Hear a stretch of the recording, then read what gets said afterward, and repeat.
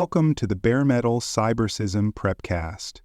This series helps you prepare for the exam with focused explanations and practical context. Contracts serve as a critical mechanism for managing vendor security by creating legally enforceable obligations that extend far beyond the initial onboarding phase. These documents establish a vendor's responsibility to maintain a defined set of security practices throughout the relationship. Contracts also provide the organization with leverage to enforce requirements related to audit participation, incident handling, and ongoing compliance assurance. They act as formal communication tools, making responsibilities and liability clear to both parties. By clearly defining expectations, contracts lay the groundwork for continued governance, performance tracking, and accountability in the vendor relationship over time. To protect organizational assets, vendor agreements must include a range of carefully defined security clauses. These typically begin with data protection and confidentiality requirements that limit how information is accessed, processed, or shared. They also outline expectations for the implementation of controls that align with the organization's internal standards. Incident response timelines and escalation processes must be explicitly stated to ensure that breaches are reported and managed promptly. Contracts should also grant the organization rights to audit, mandate regular reporting, and define how frequently security reviews should occur. Finally, termination provisions must address how data will be returned or securely destroyed if the relationship ends, ensuring no residual exposure remains. Because vendors differ in their risk profiles, security clauses must be customized based on each vendor's classification. High-risk vendors who handle sensitive data or support critical systems should be subject to more rigorous terms, including frequent reviews and specific control mandates. The language in the contract should reflect the nature and extent of the vendor's access and integration with internal systems. Where applicable, contracts may include explicit technical requirements such as encryption standards, logging obligations, or authentication methods. For low-risk vendors, standardized baseline language may suffice, providing adequate protection without imposing unnecessary overhead. To promote efficiency and consistency, organizations should maintain a clause library with pre-approved language that can be adapted as needed. For more cyber-related content and books, please check out cyber-author.me. Also, there are other podcasts on cybersecurity and more at baremetalcyber.com. Vendor contracts must be developed through close coordination between legal, procurement, and security teams. Legal experts ensure that contract terms are enforceable and aligned with relevant laws and regulations. Procurement manages the negotiation process and ensures the contract is properly executed.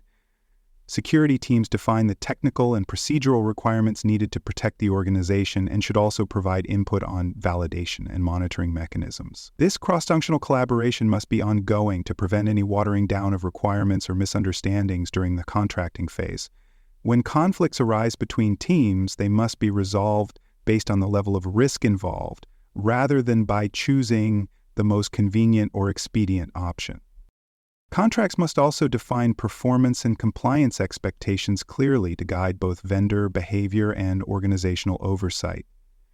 This includes specifying service levels for key areas such as system availability, incident response timing, and reporting cadence.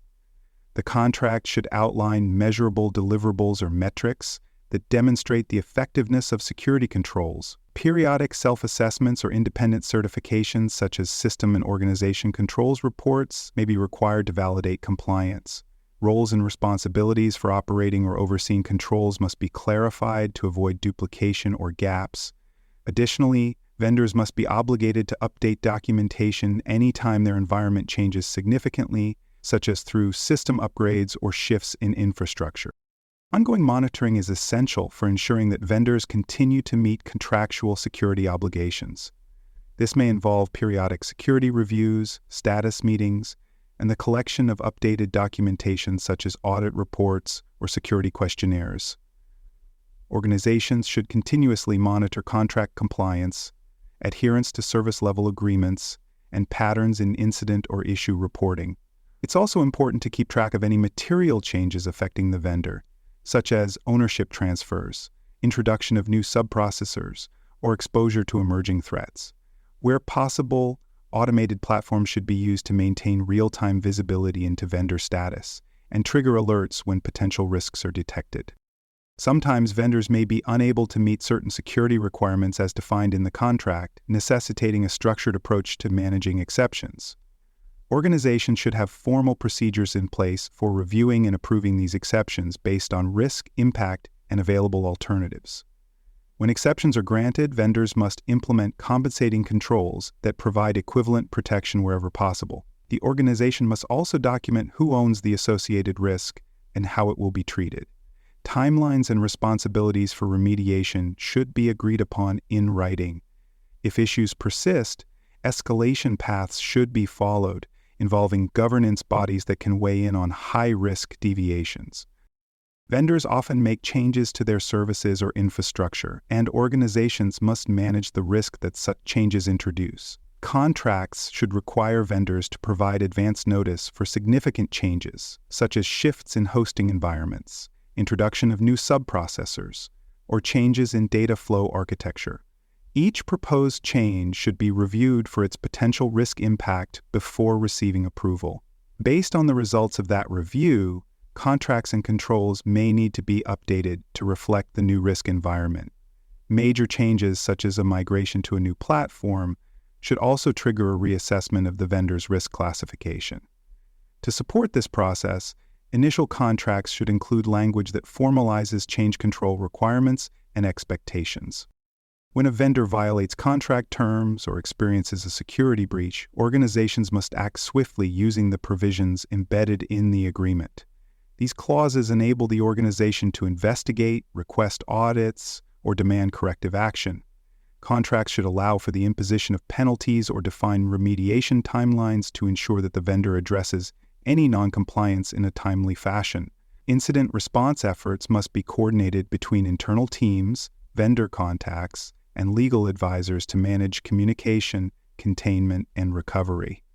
After any breach, the organization should review relevant contractual terms to determine if obligations were met or if updates are needed. For vendors with a pattern of issues or unwillingness to comply, termination of the agreement should be considered.